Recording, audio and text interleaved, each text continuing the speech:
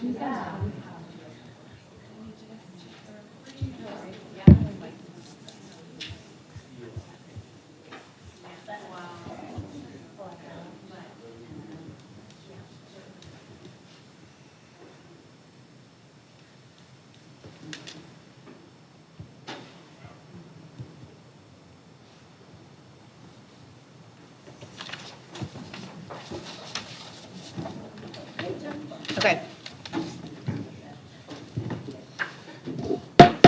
The time is now 6 o'clock and we'll call the meeting to order. Approval of the agenda. Do I have a motion? I move we approve the agenda. I'll second. I have a motion and a second. All in favor say aye. Aye. Any opposed? Okay, please rise for the pledge. Mrs. Pinto, will you please lead us? Allegiance to the flag of the United States of America and to the republic for which it stands, one nation, under God, indivisible, with liberty and justice for all.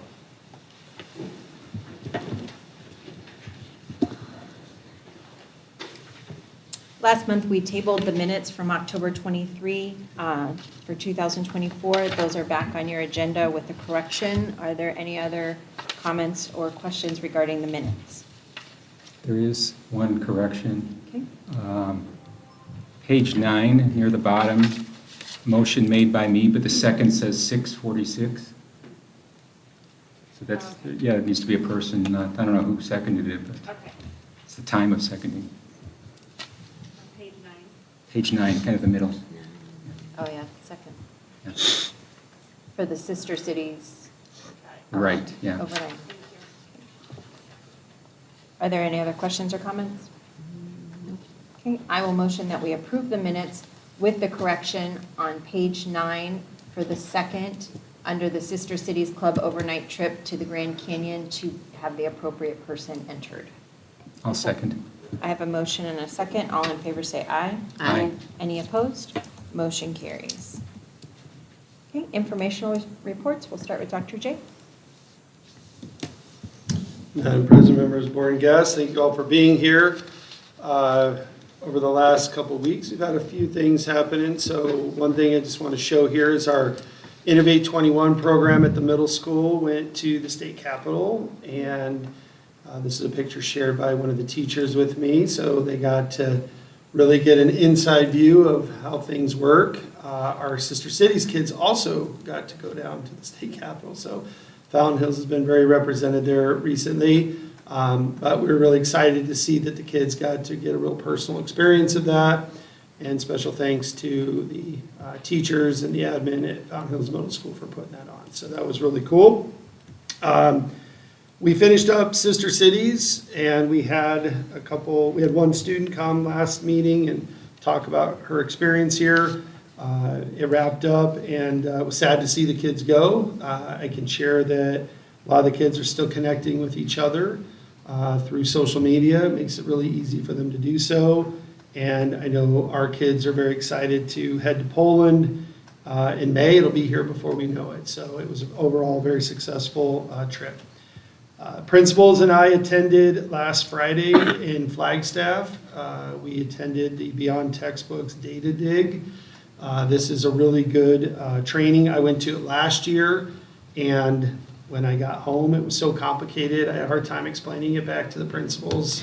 We got a lot done, but it's really intense, like the level of data you go into from the state reports and how to pull the most essential data, and then how to use that with your staff to raise achievement. So we spent the day up there going through that, and now they're going to be hosting their own data digs with their teachers. I really think that was important in moving the needle on our letter grades this last couple years. And now that we have reached an A-rated district, it's really important to keep it there. And one of the things that I've told the principals they need to do is, they gotta continue to push hard and not rest with the scores they've received and keep pushing hard. So that was part of that.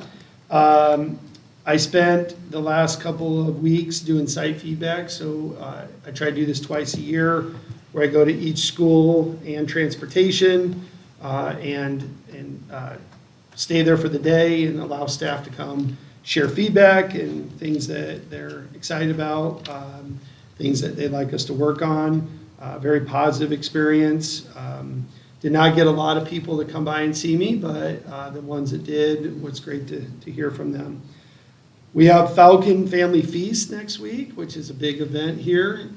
It's a long tradition in our district. It's one of our biggest parent events. So we hope to see all of you there. And our preschool is also doing a Thanksgiving event as well next week to get parents kind of ready for when they head to McDowell Mountain the following year. Winter sports is off and running. There was pictures today, and we have boys and girls basketball playing this Friday, their opening games at Phoenix Country Day. So a lot going on as we transition, but we only have a couple of about 10 days left until we are on all of our breaks. So we got 2 breaks coming up, and then we'll come back and get back after it. So with that, I conclude my comments. Oh, sorry, I always do that, my fault.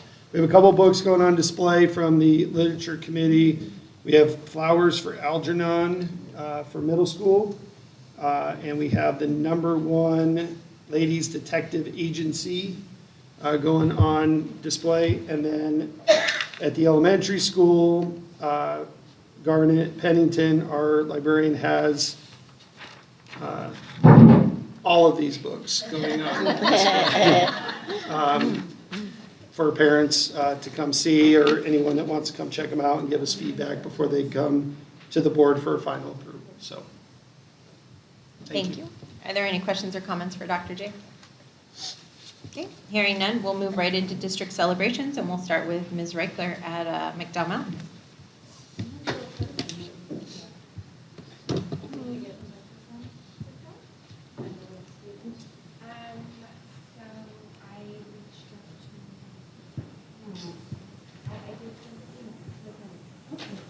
All right, well, then we're gonna start and end with Mrs. Accolone.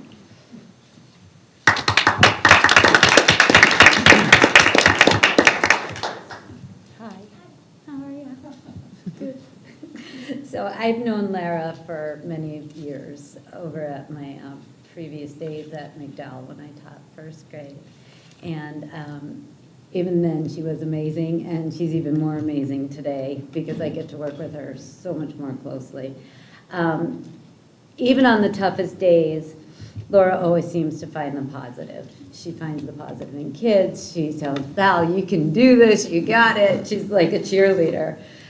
She works tirelessly with her students to ensure their needs are met. She's a great asset to our gen ed teachers. She's always in there helping with students, whether they're on her caseload or not. She just goes above and beyond. She's helped me in the summer when I needed, oh my gosh, what do I do? Where do I start? And so I rely on her quite often for all great things that we do together. I appreciate her every day, appreciate you every day, and I respect you every day and all the things you do for our kids. So, you too. Thanks.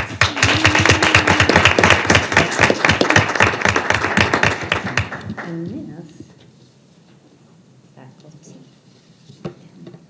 And Val, there's a little one that just came in that's in the She restroom. did? Maybe. Oh, I hope so. No, there's one in the restroom. Is she little and cute and kind of Well, of like Lara course, with they're dark kids. hair? They're all little and cute. Get your picture.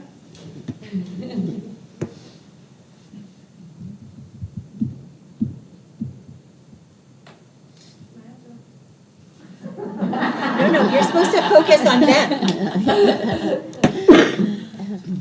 Are you sure it wasn't Justin? I don't know.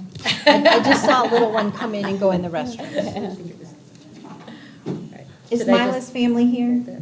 No. No, They're- okay. All right, If they come in, we'll come back. yeah, okay. So next up will be Dr. Wheeldryer with Fountain Hills Middle School. Hello, everyone. Okay, so I'm going to go back to October because my faculty staff of the month was not able to attend because she was, I think, off at volleyball. Sedona. Okay. So to piggyback on this special education, I am also recognizing Ms. Leah Gowna. She's one of our special ed and only special ed teacher right now at Fountain Hills Middle School. She has demonstrated exceptional dedication in her role as my sole special education teacher. She's managing the entire IEP caseload for the school. And since day one, she has taken on this significant responsibility due to the unexpected leave of our other teacher, special ed teacher. Despite being new to Fountain Hills Middle School, she has worked tirelessly to ensure that the school remains compliant and that the students she monitors are receiving the support they need in the general education classrooms. In addition to her demanding role, Leah has also taken on coaching volleyball, further showcasing her commitment to our school and students. She is always positive, a true team player, and we are incredibly grateful to have her on our staff. Her hard work and her positive attitude make her a valuable member of our community. So, thank you, Leah.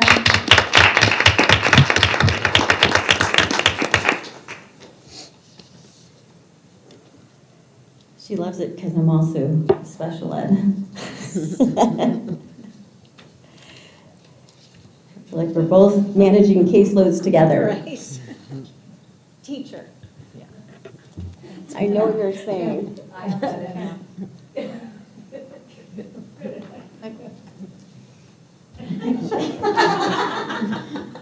Here you go. Thank you.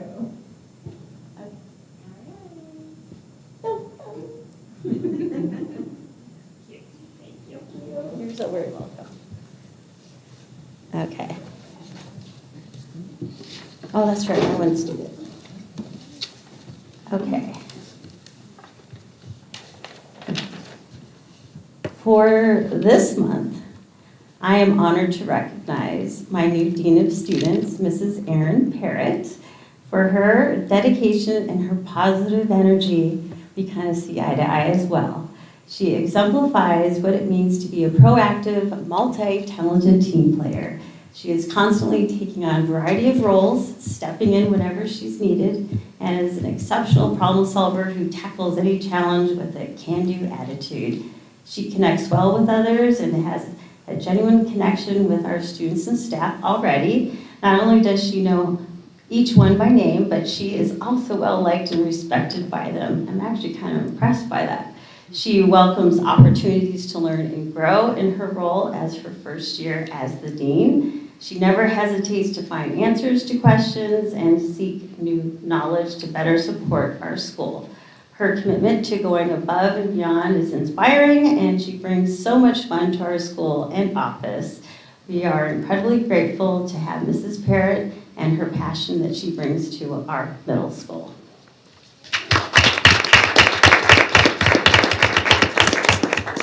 If you don't notice, her earrings match her shirt because she likes to make earrings on the side. We're just waiting for her to take special orders. I know, Krista. In her spare time. Oh, yeah.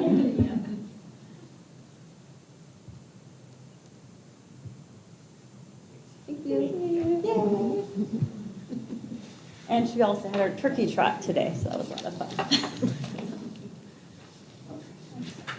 Okay, and the middle school student could not make it, and so he will come next month. All right, next up is Fountain Hills High School with Mrs. Pinto. Good evening. I'm going to start with our student. If I could have Keen Lombardo come up.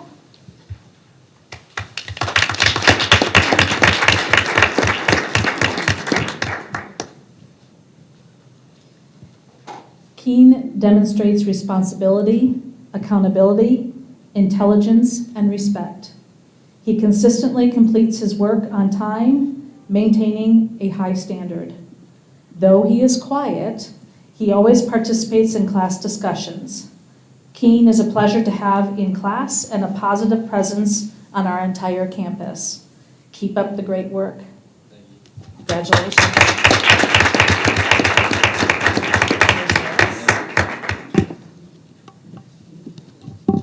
A challenge coin.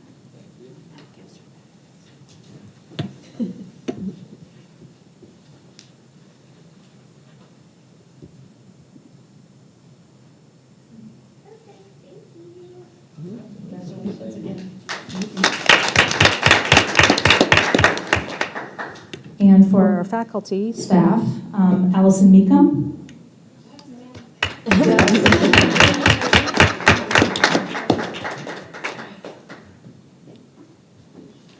You can look at the crowd. Allison is an outstanding leader and a true asset as CTE director. Her dedication and drive ensure that the program consistently meets the highest standards and positively impacts students' lives. Beyond her role as CTE director, Allison brings warmth and positivity to the school environment, greeting both students and staff with a friendly smile and a genuine hello. In fact, she was the first teacher when I returned to come and greet me, so it was a great return for that. Thank you. Allison is also devoted to ensuring seniors have all the necessary information about graduation requirements, the internship project, and to-dos, helping them guide them smoothly to this important milestone. Her attention to detail, commitment to supporting staff and students, and genuine care for the school community make Allison an invaluable part of our team. Congratulations.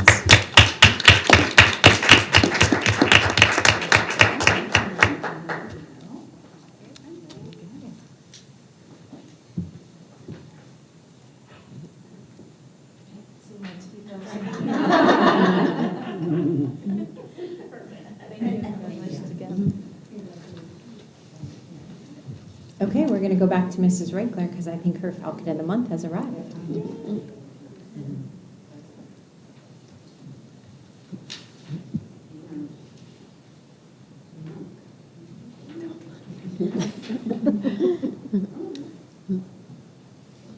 Oh, I love your shoes. Those are fun. She's very sparkly. I love sparkles. That's wonderful. I love sparkles. She sparkles my day. So this is Mila, and I've known Mila since she was about this big. And at one time, Mila wouldn't talk to me. Do you remember that? She would barely say boo. She's adorable, though. So every day when I see Mila, she greets me with the biggest hugs, putting a smile on my face. She exhibits the Falcon way by being respectful to her classmates and teachers, and she completes her work responsibly, plays safely on that playground of ours, and is kind to everyone she comes around.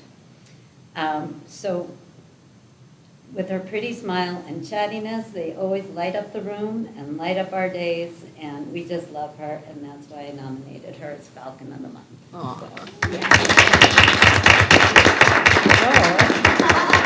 are the student, so you get that. And you get this. This is pretty cool.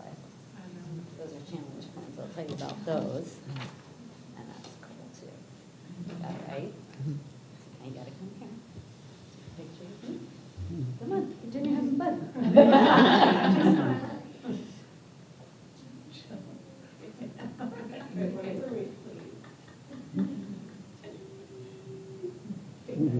Yay.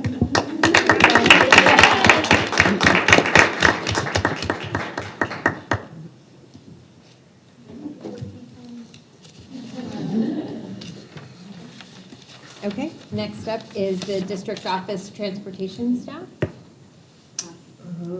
Okay, well, I saw Tan's come in. Is she still here?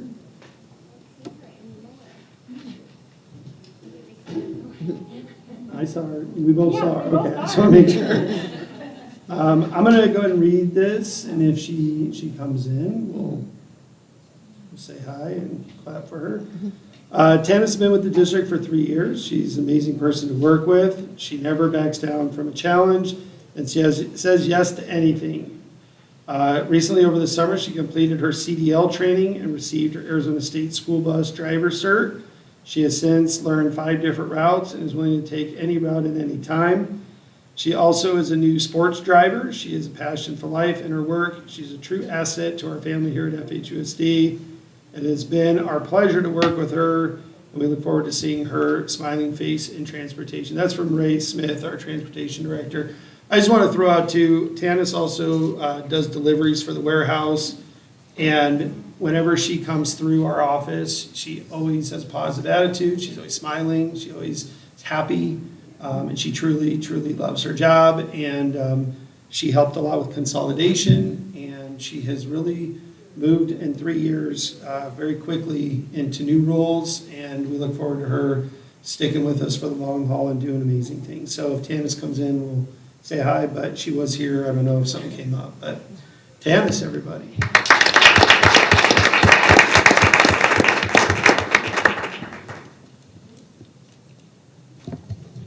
Congratulations to all the Falcons of the month. Next up, we're going to have a special ed presentation from Ms. Gleason.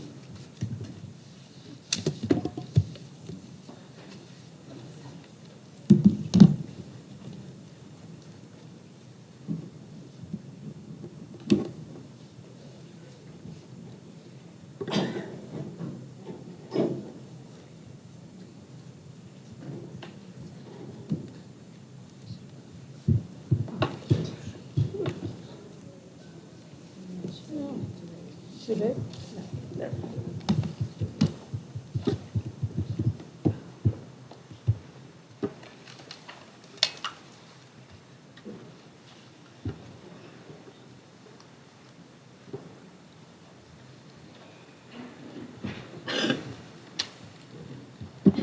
Good evening. I haven't seen all of you in a while. Good evening, Madam Board President and board members. So the purpose of the presentation tonight is to address the questions that were posed by all of you. So over the next 10 minutes, we'll walk you through key aspects of the special education process and funding. My goal is to provide clarity and insight into this important topic. This is an overview, no specifics. We have to maintain confidentiality, and we don't want to violate FERPA. Okay. So the first question was, what determines qualification for special education? So this is a process. The process starts at the time of referral. A parent can refer for special education, a teacher can refer, or other professionals. When we receive that referral, we look at pre-interventions, things that have been tried to see what is causing these struggles for a student in the general education classroom. At that time, if we feel that we need to move more towards an evaluation, we'll gather the team, including the parent, to determine what kind of testing is needed. At this time, we would need consent. We cannot move on with an evaluation without consent from a parent. The evaluation will take place, and after the evaluation takes place, then we will determine eligibility. If a student does qualify for special education services, reevaluation happens every 3 years. So there are 13 disability categories under the Individuals with Disability Act, IDEA, that they can qualify for. Autism, deaf and blindness, deafness, emotional disturbance, hearing impairment, intellectual disability, multiple disabilities, orthopedic impairment, other health impairment, specific learning disability, speech and language impairment, traumatic brain injury, and visual impairment.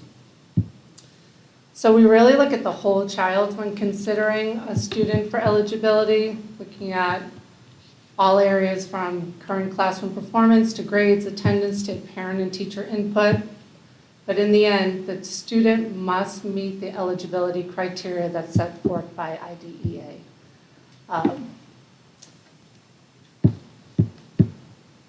Currently, we have 178 students that receive special education services in our district, so it's about 17% of our total population. When a student is referred for special education, so it could be through the referral process, it could be that the student, we had many students move in with IEPs, or current students enrolled. They are assigned a case manager, a special education teacher, two of these great Falcon of the Month special education teachers.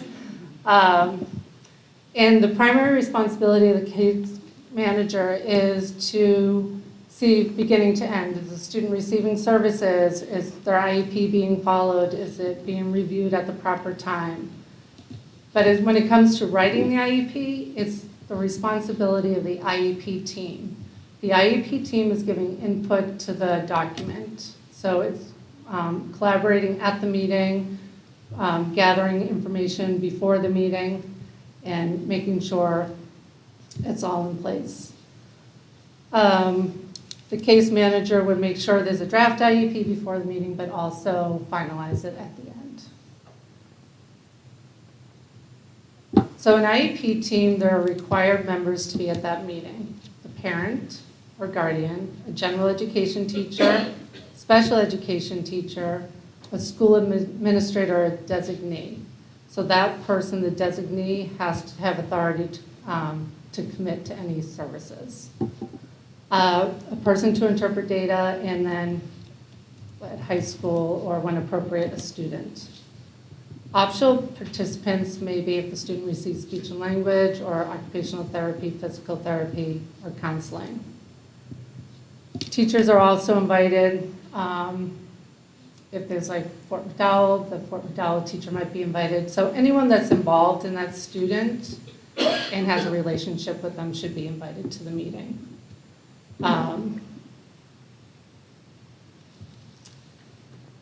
So the next part I wanted to discuss is least restrictive environment. So the least restrictive environment is the students with disability should be educated alongside their general education peers in the general education classroom as much as possible.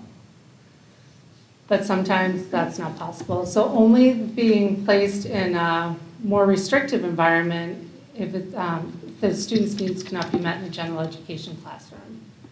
So for our preschoolers, we have our level of services called P1A. So all our preschoolers that receive special education services are being serviced within the general education classroom. So we just, on a side note, we just had our meeting with our early childhood person, and the 3 indicators for preschool, indicator 12 is preschool transition, which means students when they're 3 years old in early intervention need to transition to the school district before their 3rd birthday. There's parent surveys that need to be completed, and then indicator 6 is least restrictive environment, which the state wants to see students educated in the general education classroom. So we came in above state average at 100% at all areas. So proud of the preschool. They're doing great things over there. For our K-12 students, least restrictive environment is they're either a level service A, which is they're inside the regular education classroom 80% or more of the time. Or B is that they may need to be pulled out for resource, a little bit more time for a quiet environment, whatever is needed to meet their needs. That is between 79% and 40% of the day. And then level service C is more of a self-contained, or if a student's pulled out of the general education a lot of the day. And then level service D, or the LRE D, is if they receive or go to a private placement. All this information, so the student's eligibility, their least restrictive environment, is all placed into our student information system, PowerSchool, and it's tracked, and that's what helps with, that's the information that's used for funding. But when it comes to these deciding level of service, again, it's an IEP team decision. The team always considers least restrictive environment, what supports and accommodations the student needs to be successful in the classroom. So at times, though, as you all know, that level service D is, or outside placement is something that we have to consider. So the main reasons we consider level service D is the intensity of the needs. or the availability of the service in the current school. We just don't have the services in our schools. Or it could be a recommendation from the evaluation or IEP team to meet the student's individual needs.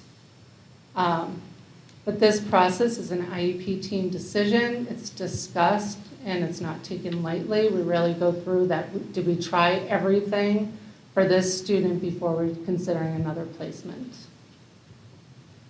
So when a student's placed in a level service D placement, typically they're there for a school year, but it is progress-based. I meet with the outside placement for regular reviews and determine if the goals that we have in place or the criteria that we have in place is appropriate. But the student has an exit criteria written in their IEP that needs to be met in order to return to the school district.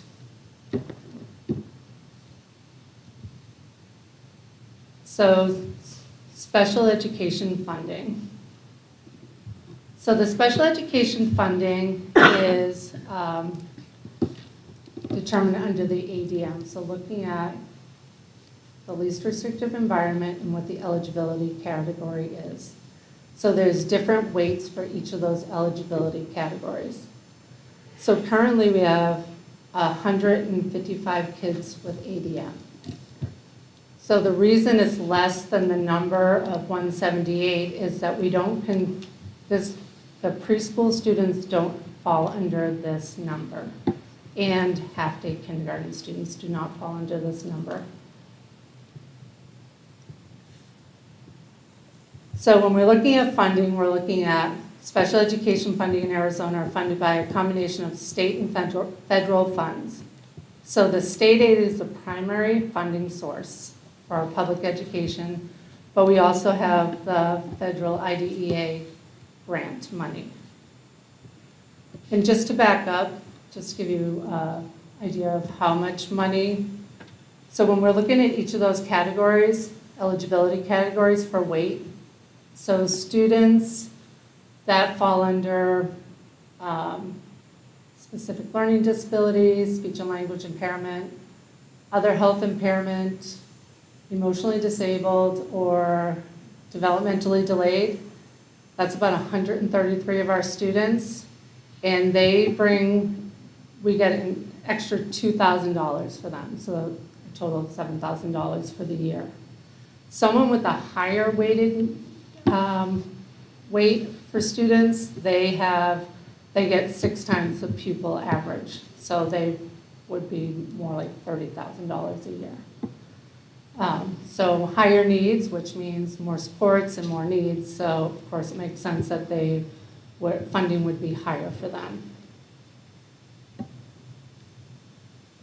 So for our federal grants, so IDEA grants are formulated by Congress. Like our money for IDEA has been the same. And so our current amount of is broken down to, so the IDEA 611 is our basic IDEA fund. The IDEA 619 is our preschool grant. And funding for these we use it all on teacher salaries or staffing. However, for the 611, we have to use $4,000 for proportionate share, which means providing services to students in the community that might be homeschooled towards those students. And then the CIC funding is funding that we have to use to support general education students. So if a student is coming up for an evaluation, we want to make sure we put interventions into place beforehand. So this funding is used to support general education students, and it helps with not overqualifying, that they go through a process of intervention.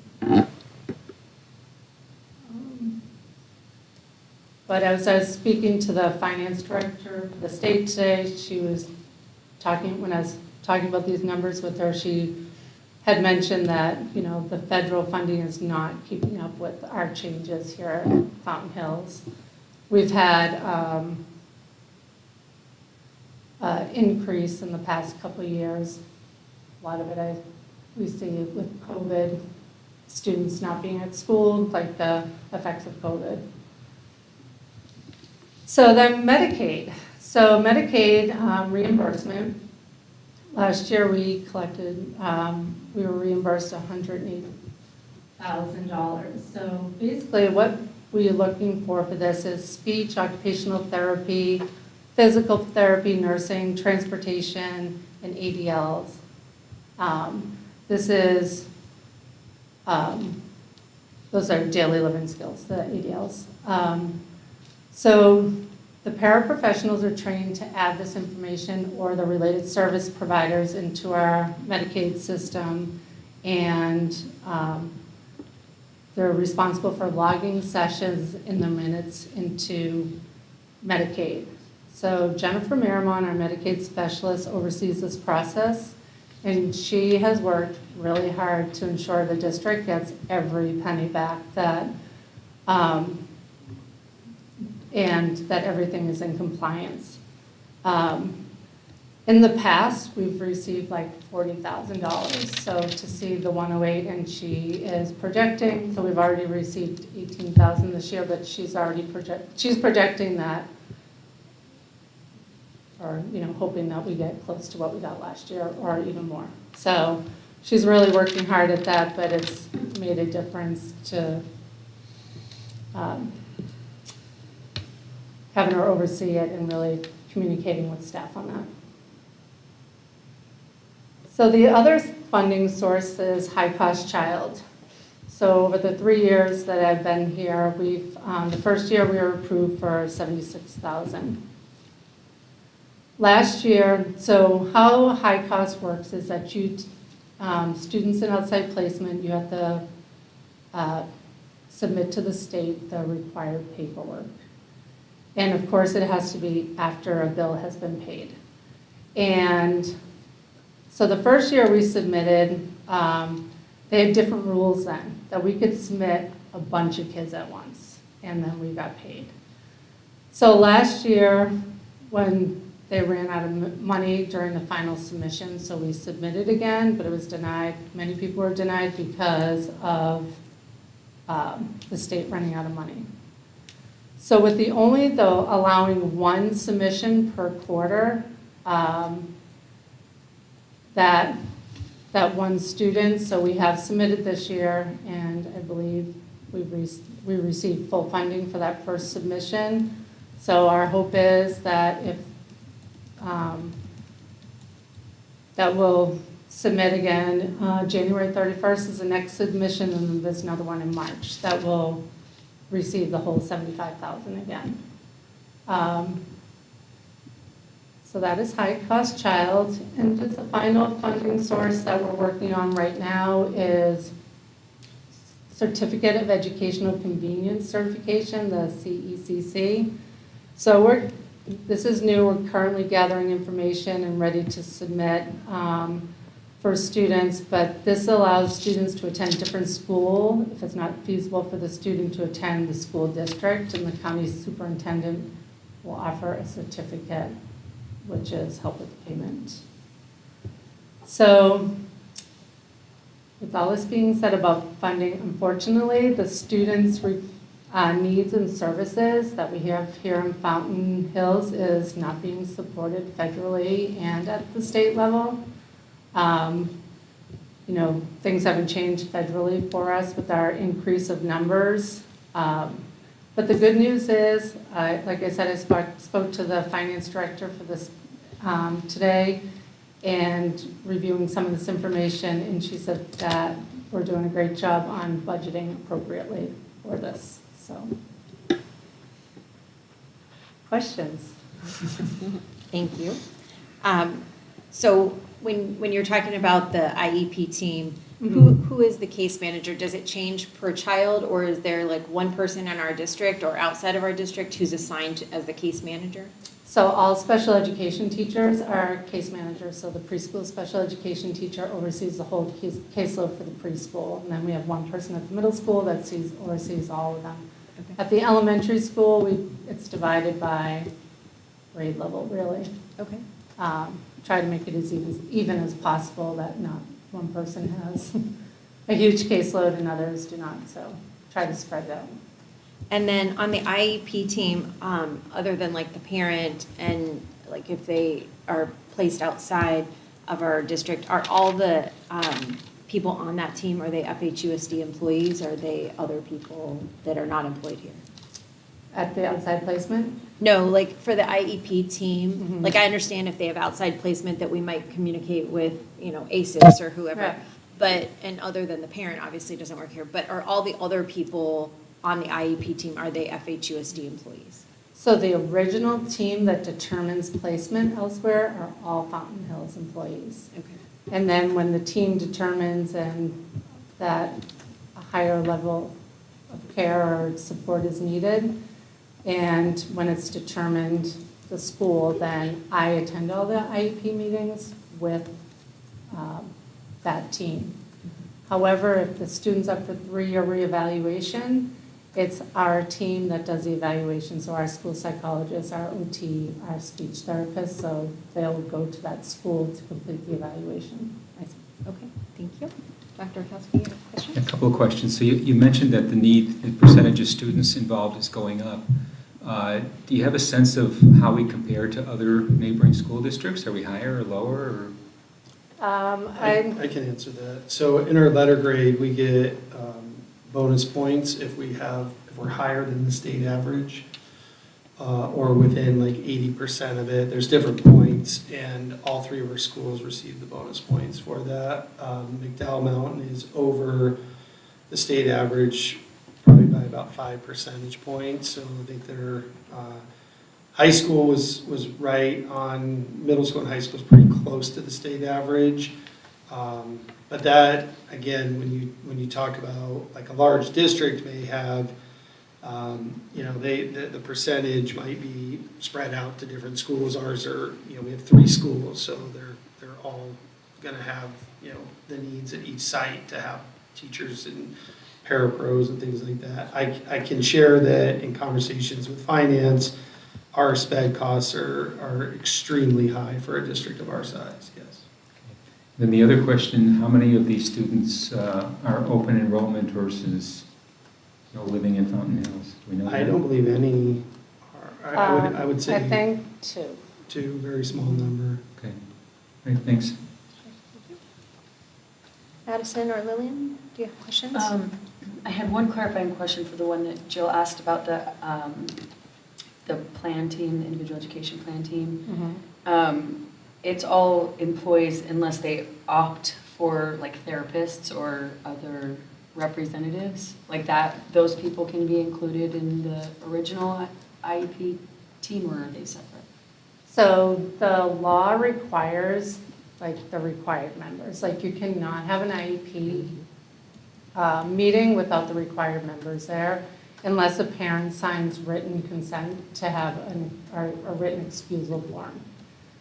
The optional participants are, if the student receives speech and language, we would, of course, have the speech therapist there. Typically, we would not invite people that were not involved with the student, but if we were going to recommend counseling, then we would invite the counselor. Okay.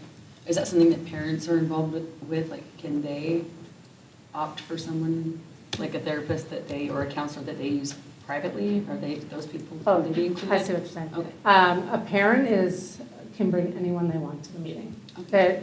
They receive a meeting notice that states who's going to be there from the school district, and if they want to bring an outside person with them, or if they have an outside therapist, sometimes they bring that person with them, but they're more than welcome to bring anyone. Okay. And I love that you mentioned a representative from the Yavapai Nation, because I think that would be important in those cases. And then I have a couple more questions.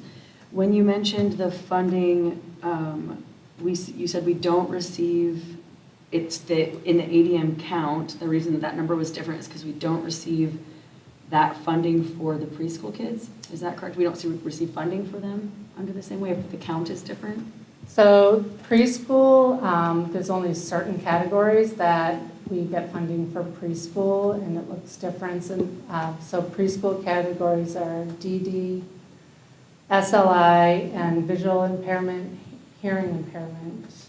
I think that's But they're not in that count that I got from the state today. So does that mean they're not included in that funding then, right? I mean, I would Well, assume that if they're not Their counted. weight is different. Okay, So when I was talking about like a student in K-12, they get the $2,000, just say. okay, Their preschool weight is different for funding. okay. Which I guess that makes sense. There's probably less learning at that stage, I guess. Well, and remember, preschool's a tuition-based school. It's not, That's right. it's not state-funded, and only half-day kindergarten is state-funded. Through our M&O override, we pay for full-day kindergarten. If we Okay. didn't have our M&O override, we would not have full-day kindergarten. We could not afford it.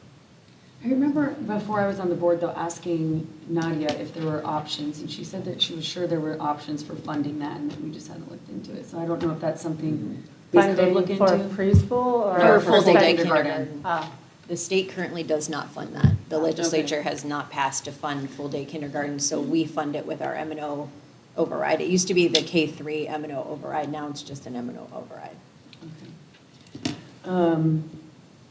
And then this question I actually have, it's a little unrelated to the topic because it brought up a question when it came to the athletics, although I guess those students were considered homeschooled. I just thought the proportionate share was an interesting requirement for special ed, because to me it showed that we needed to consider our homeschooled students part of our student base. So I guess that's. do you want me to explain? Huh? Sure. So proportionate share at the beginning of the school year, during the summer, I had a meeting. I invite homeschool families and private school, which Inspiration Academy, and the preschools within the, and within Fountain Hills, and invite them, explain about our proportionate share funding. And then as a team, we determine what we want to spend the money on. What is the needs of the students that would need to receive services? And so this year we determined that speech and language was a need that parents want to bring their student to the school for speech and language, then we would use that funding for that. So we use that as a way to implement a program to draw homeschool students to use some of our services? I don't think it's to draw, it's more of a requirement and how that money goes, how fast. Right. Well, that's what my point was, though, is that to me, this spelled out that there is a requirement for us to consider our homeschool students, which I guess it came down to the fact that we didn't consider ESA kids homeschool students. So my question is not really valid. So private school students are considered homeschool students. So under proportionate share for special education services, if a parent. So even an ESA parent could come and get those proportionate share services. If their student already qualifies for speech and language services. Okay. But But again, not just be clear, what's the number this year? 0. What was it to start the year? No one signed up for services Okay, yet. but what was the number you had up there, like Oh. 4,000? 4,000. Yeah. It goes fast, that's what I'm saying. Well, I'm sure it does, but in the end, I think we probably don't have a lot of homeschool families that are coming to the public school for special ed services. I Last doubt year and the that's year a big- before, we ran out of money by this time of the year. Okay. And that's, so when we run out of money, Then the services end. then the services end, right? So as soon as that money's over, we don't have any obligation to service those students anymore. Right, so the person servicing tracks at our hourly rate, and then services end. I just want to add two things about funding. So two of the largest areas that we could get additional funding, one is through High Cost Child, which she did outline. As we saw last year, that money ran out as the year went on because of how many requests there are across the state. And it's nothing to do with the way we do it, it's just they run out. So the first opportunity to do that, we've already done. Okay, so we're on track with that. The most we can get is 75,000, so it is a limited number. The second option was, it's a state law where it's called Extraordinary Special Ed Education Needs Fund, and it was a law that was put in by the legislature that allowed for districts like us who have extraordinary high costs. So one of our attorneys, our special ed attorney, asked me to look into this, and we did early in the year, back in probably July and August, and that fund ran out of money last year, and they did not fund it again this year in the new budget. So when the budget was done over the summer, that pot of money was not replenished. So there is no money available for that too. So those are the two extra areas where we can try to get extra money, and we'll hopefully get at least one of those two this year. What was that fund called? It's called the Extraordinary Special Education Needs Fund, And who established it? the state legislature. And the proportionate fund, is that just for K through 12, or does that include preschool as well? K through 12 only. And for preschool, if a family comes to us with a special need child, are we required to provide those services, funding or not? So if a family comes that has a special needs student that they do not want to enroll in a preschool, we do offer walk-in services to meet their needs. Thank you. Are we required to do that? We does should the- service all students. Well, I know, guess- but does the state say that we have to service those students? I just We just do service it, yeah. Okay, that's fine. Was the high-cost child amount capped recently? Because in 22-23 we received 76,000, but we can So only that use was about a 200. year that you could submit a big, I think it was higher So they back recently then. changed the They- amount. They recently changed it to you only could, one submission quarterly. So Okay. at that time, we could submit multiple students. So I think we just did one huge submission, and then we tried to submit again. They ran out of money at the end of the year, and I think it changed after that. Okay, so they are limiting us to submitting one child or one submission? One child. Okay.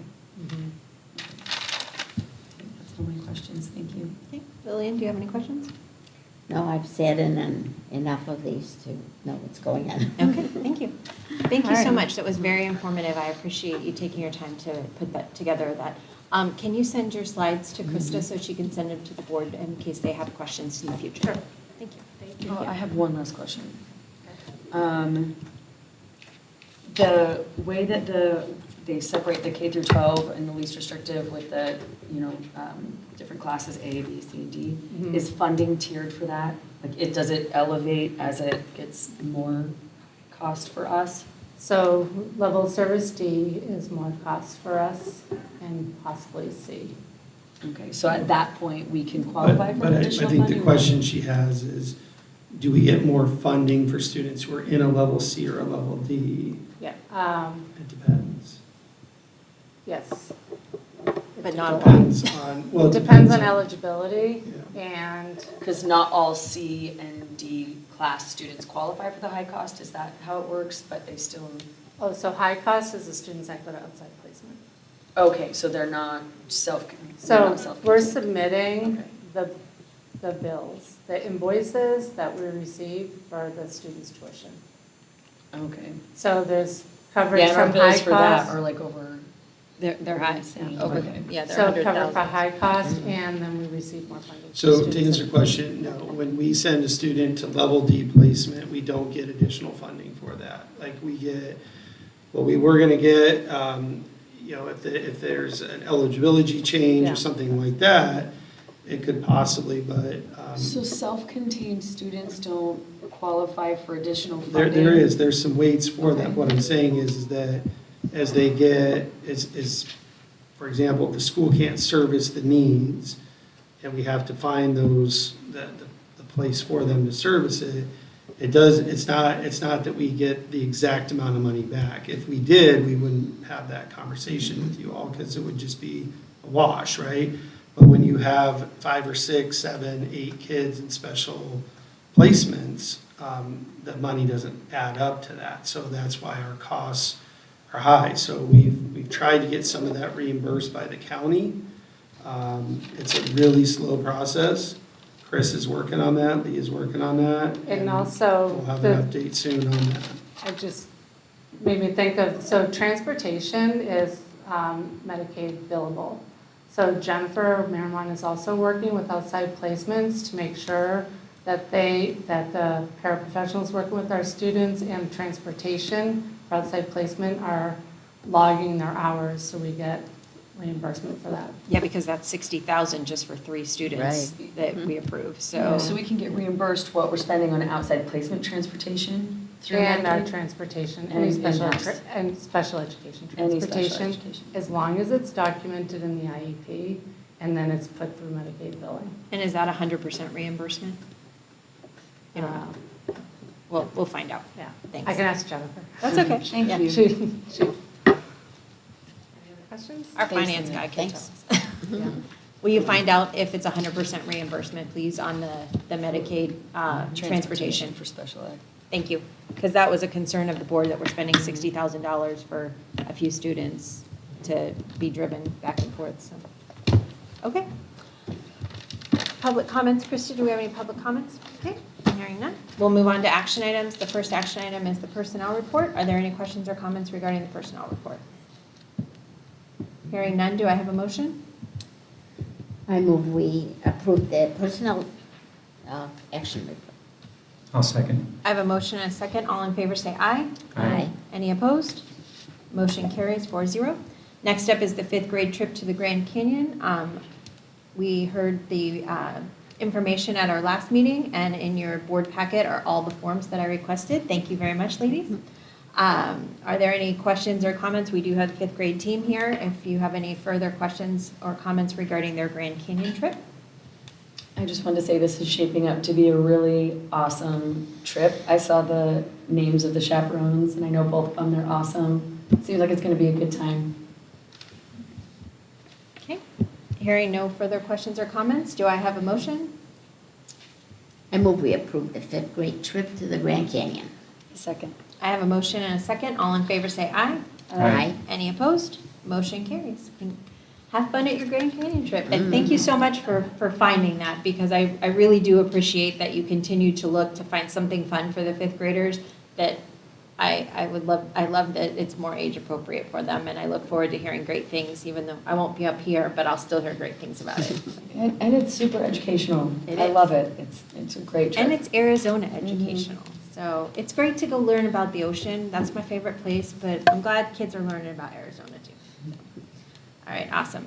And then for that's the end of our action items. Information discussion, it says 24-25 calendar update. Somebody? Didn't we go over this before? I think we've been here before. I think we have. Madam President, members of the board, and guests. So we're bringing back to you, the calendar committee met this year, and we started working on hopefully a 3-year calendar. That's our goal. And one of the things that came up in the calendar, largely made up of a lot of the same people as last year, is that last year, to mine and Krista's knowledge of looking back at things, the request was to not have the 3 half-days at the end of the year. So we did not put those in.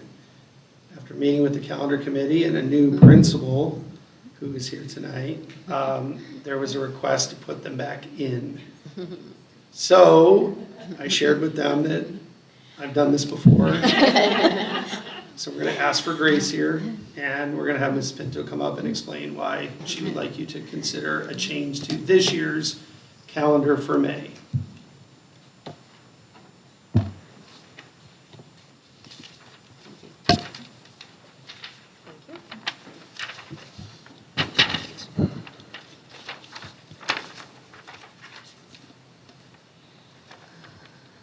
Madam President, members of the board, our request is, I understand, only for the high school. Yes. And it is really centered around students and student needs. So if you look at the calendar or the finals breakup that we did for the finals that we just had in term 1, which is October 30th, 31st, and November 1st, we came with this schedule, which allowed for students to have review sessions and an exam on the first day. and then review sessions and 2 exams on the second and third day. We also had to consider the high amount of students that are in EDIT and how do they fit into an exam schedule. So you'll see at the bottom of each of those days, our morning EVIT students, which is about 40 students, stay a little bit later and take the exam that they're missing because they're at EVIT in the morning. And then on day 2 and day 3, they stay as well to do those period exams that they would be missing while they were at EVIT. So our proposal is that we're asking for you to allow us to have the same schedule for the 3rd trimester, which would mean it would be the 23rd, the 22nd, and the 21st, I believe. I don't have the calendar in front of me. This is. It's the 20th, 21st, 22nd. Sorry, yeah. Yeah. I know graduation's on the 23rd. That's seared in my brain. But that we're just asking that we are able to be servicing our students and their needs. The other part of it is that the afternoon, they're able to go home, kind of reset after their exams, and then study again for the next day. And so we really want to be able to give the best possible situation for our students to be successful in their exams. Thank you. On your schedule, I just have a question. So, like the period 5 review on day 1 ends at noon, and then it says morning EVIT period 3 exams. So do all the other kids get out at noon and it's just the EVIT kids that are staying? Yes. Okay. So So- each day, all students get out at noon except for the EVIT Correct. kids? It is the early release half-day time that we had for the entire district. So everybody would leave at noon, and then those EVIT kids, because they're coming from EVIT, arrive, they're able to have lunch, and then come and do their exam. Okay, thank you. If I could just add, this will not affect funding because they're over the 4 hours, which is the minimum per day. So it wouldn't have any funding issue as far as changing the calendar. Thank you. Are there any other questions or comments from the board?